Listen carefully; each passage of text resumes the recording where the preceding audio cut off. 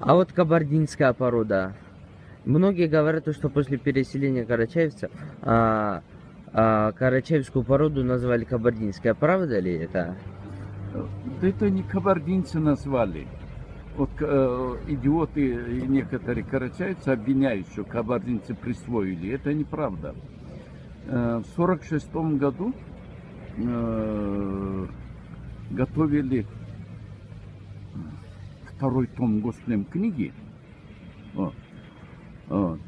И ставропольские конники написали в Москву в НИИ коневодства и карачаевскую, и кабардинскую хотели они назвать горской.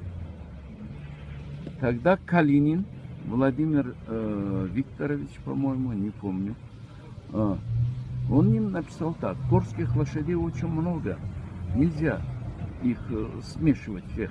Кабардинская давно самостоятельно вошла в литературу, позже вошла в литературу карачаевская, ну, карачаевскую уже назвать было нельзя. Кабардинская 16-17 век. А в 19-м она стала славной.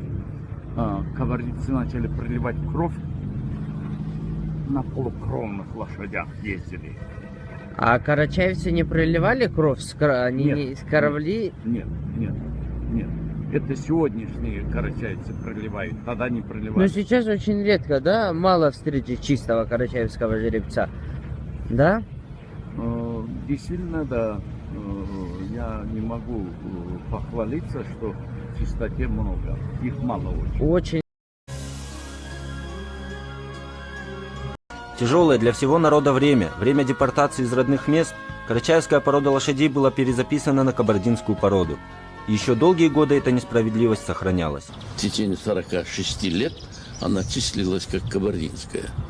Вот только в 89 году я восстановил, могу похвалиться, восстановил эту породу, и она сейчас в реестре пород. Да, вот это вот очень важно. Я очень радуюсь, что успел я это сделать в советский период.